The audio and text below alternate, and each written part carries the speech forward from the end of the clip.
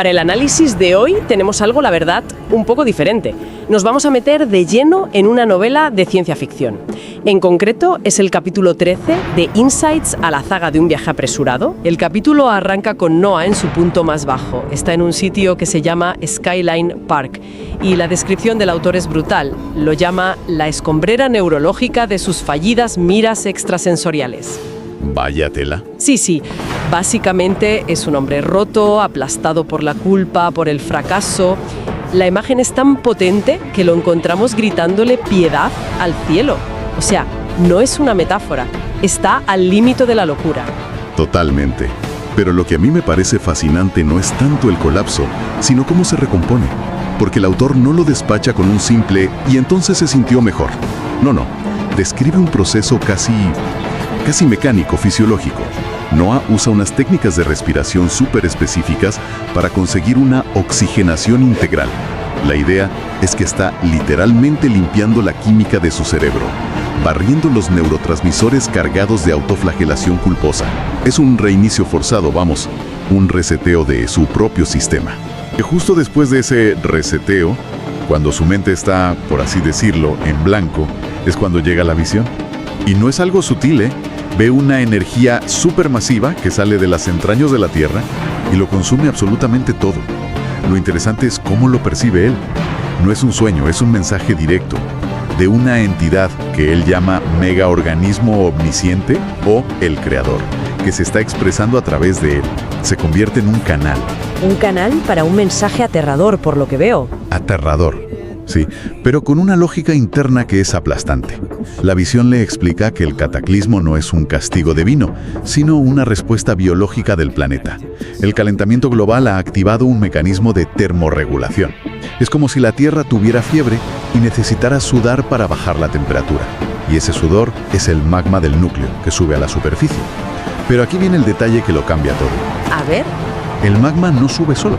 Se mezcla con lo que la visión llama el fluido inmaterial de la falta de atención humana. Y al mezclarse, se convierte en una lava urbana. ¿Lava urbana? Sí, es una metáfora brutal. No es solo la contaminación, es nuestra distracción colectiva, nuestra incapacidad para centrarnos en lo importante, convertida en una fuerza física que lo arrasa todo. O sea, el apocalipsis no llega por maldad, llega por indiferencia. Y eso sí que da miedo. Desde luego. Una visión así o te vuelve loco del todo o te cambia para siempre. Y a Noah, pues parece que le ocurre lo segundo. El texto dice que su viejo yo muere en ese instante y nace el visionario. Lo primero que hace es mirar al cielo, ve Marte y lo señala como la última esperanza de la humanidad.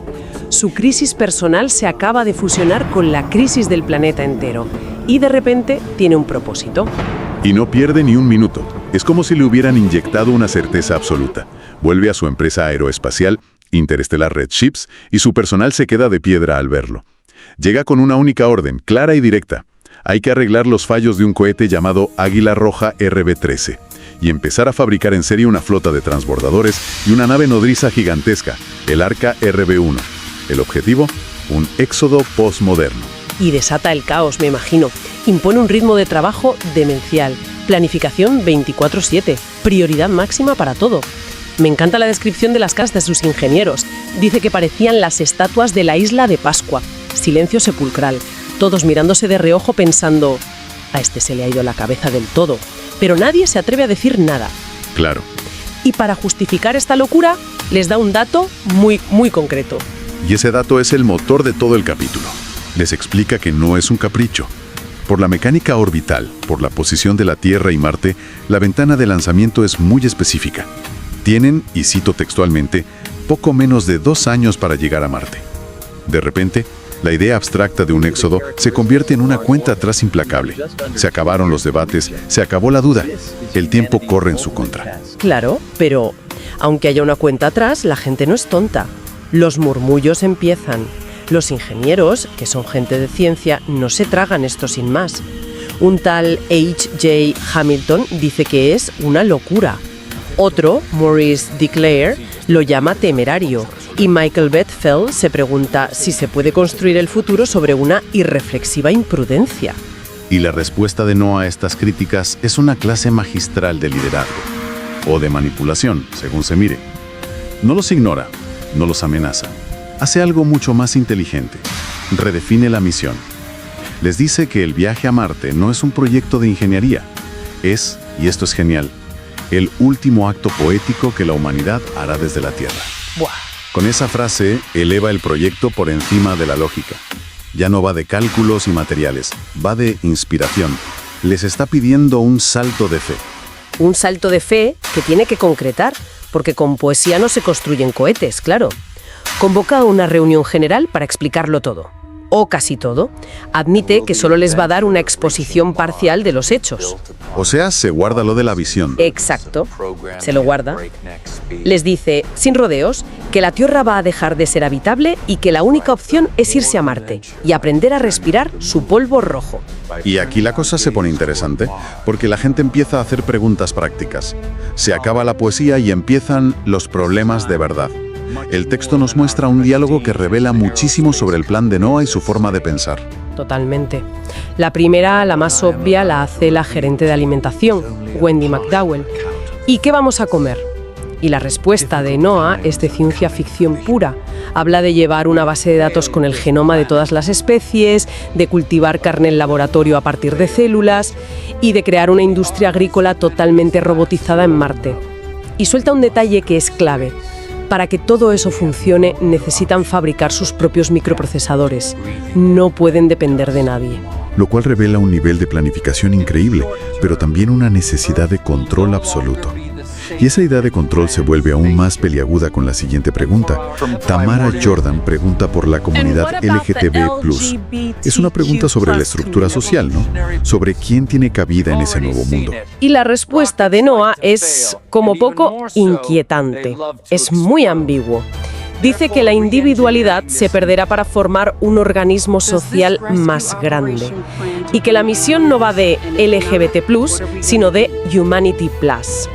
Es una frase que suena muy bien, muy unificadora, pero que en el fondo es una forma de esquivar la pregunta. Es más que esquivarla.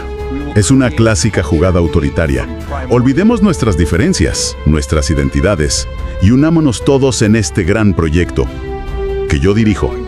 Al crear el concepto de Humanity+, está sentando las bases para disolver cualquier identidad que no encaje en su visión de un colectivo homogéneo. Funcional. Es sutil, pero muy peligroso. Y de ahí pasamos a la pregunta del millón, la que lo cuestiona todo.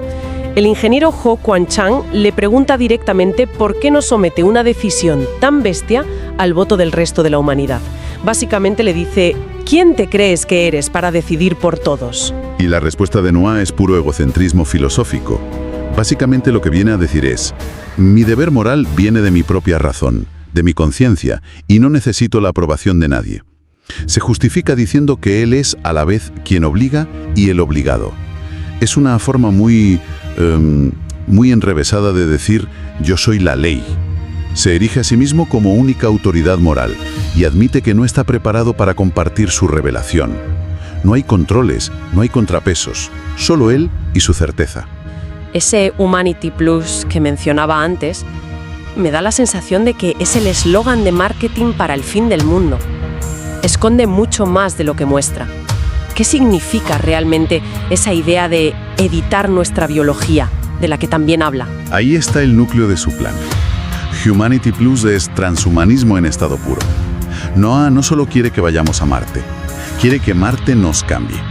Aboga por la libertad morfológica, por la necesidad de usar la ingeniería genética para editar nuestra biología y adaptarnos. Habla de volcado cerebral, de una fusión inevitable con la tecnología. Para él, el entorno hostil de Marte no es un problema, es la solución. ¿Cómo que la solución? Es el catalizador. La atmósfera tóxica, la radiación, el frío extremo. Esa presión ambiental tan brutal es lo que, según él, forzará el siguiente salto evolutivo de nuestra especie. Una evolución que ya no será natural y lenta. Será artificial, dirigida y rapidísima. Nos convertiremos en otra cosa, en posthumanos, para poder sobrevivir. Se ha autoproclamado no solo el CEO del Éxodo, sino el profeta de una nueva humanidad. Y para que a nadie le queden dudas de la urgencia, termina su discurso corriendo el velo por completo. suelta la parte más heavy de la profecía. Habla de que en la Tierra habrá ondas de choque supermasivas y un frenesí de gases. Y su advertencia final es casi bíblica. Sí, es una imagen sacada directamente del Antiguo Testamento. Dice que todo ser vivo que se quede en la tierra perecerá y que aquel que mire atrás durante el Éxodo mirará de frente a la muerte. La mujer de Lot. Exacto. La mujer de Lot, convertida en estatua de sal, está usando un lenguaje mítico para infundir un terror absoluto y eliminar cualquier tentación de quedarse o de dudar. Lo más alucinante es que, a pesar de esa certeza de profeta, admite que no tiene ni idea de la astrofísica que hay detrás de su visión. Menciona de pasada que su otra empresa, Market Pool S.A., está usando computación cuántica para investigarlo, pero vamos, que está pidiendo a su gente que construya el futuro basándose en una corazonada cósmica que ni él mismo entiende. Y cierra el círculo con una frase lapidaria que resume toda su filosofía. Dice: la clave del éxito es haber detectado hacia dónde debe ir nuestra evolución como especie. Y ahora, a nosotros nos corresponde llegar allí primero. No se presenta como un salvador, se presenta como la vanguardia de la evolución. Es una justificación brillante para un plan absolutamente totalitario. Así que el capítulo nos deja con un Noah Walker que ha pasado de la ruina personal a ser el arquitecto de la salvación, arrastrando a todo su equipo, que está entre incrédulo y aterrorizado, hacia un objetivo que desafía la imaginación. Un hombre que ha encontrado en el fin del mundo su razón para vivir. Exacto. Y nos deja con esa pregunta que planteabas al principio, pero ahora con muchos más matices. Noah justifica toda su autoridad moral en su razón, en una visión que nadie más ha tenido y que no se puede demostrar. Esto nos obliga a plantearnos algo muy incómodo. Ante una amenaza de extinción total, absoluta, ¿tiene un individuo, armado solo con su propia certeza, el derecho o incluso el deber de tomar decisiones irrevocables por toda la especie? ¿Es legítimo sacrificar la democracia y la libertad en el altar de la supervivencia? El texto no da la respuesta, claro, pero la pregunta resuena mucho después de haberlo leído.